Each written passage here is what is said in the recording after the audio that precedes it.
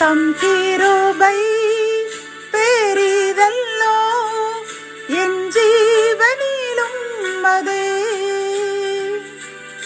இம்மட்டும் காத்ததுவே இன்னும் தேவை கிருபை தாருமே இன்னும் தேவை கிருபை தாருமே. தேவனுக்கே மகிமை உண்டாவதாக. 4/1/2026 இன்று நாம் அறியவிருக்கும் கிருபையின் வார்த்தைகள் லேவியர் 26ஆம் அதிகாரம் 12ஆம் வசனம். நான் உங்கள் நடுவே உலாவி உங்கள் தேவனாய் இருப்பேன். கத்தோலிக்க வேதாகமம் இவ்வாறு கூறுகின்றது, உங்கள் நடுவே நான் உலாவுவேன், நானே உங்கள் கடவுள், நீங்கள் என் மக்கள் என்கின்றது. இந்த செய்தியை கற்றுக்கொண்டிருக்கின்ற என் அன்பு சகோதரனே சகோதரியே, கர்த்தர் இன்று நம்மை பார்த்து கூறுகின்றார், அவர் நம் நடுவே உலாவி நமக்கு தேவனாய் இருப்பாராம்.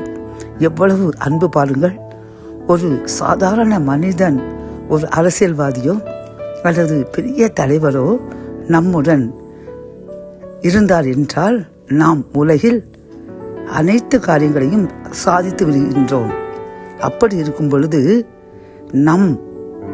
நம்மையும் இந்த உலகத்தையுமே படைத்த தேவனாகிய கர்த்தர் நம்முடன் இருந்தால் நமக்கு எவ்வளவு காரியங்கள் வாய்க்கும் யோசித்து பாருங்கள்.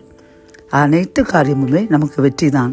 நாம் நினையாத காரியங்கள் கூட அவர் நமக்கு செய்து நம்மை ஆசீர்வதிப்பார். அப்படித்தானே? ஆகவே நாம் கவலையை விட்டுவிடுவோம்.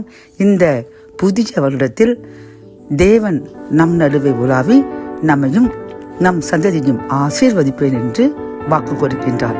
ஆகவே நாம் பரிசுத்தமாய் வாழ்ந்து அவருக்கு பிரியமாய் காரியங்களை எல்லாம் நடப்பித்து அவருக்கு சாட்சியாய் வாழ்வோம்.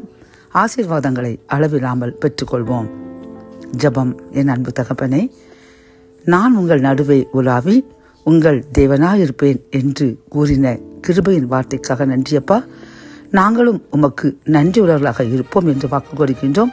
நீரும் உமது வாக்குத்தத்தத்தை எங்களுக்கும் எங்கள் சந்ததிகளுக்கும் தந்து எங்களை ஆசீர்வதியும். மீட்பர் இயேசுவின் மூலம் ஜெபம் கேளும் நல்ல தகப்பனே. ஆமென்.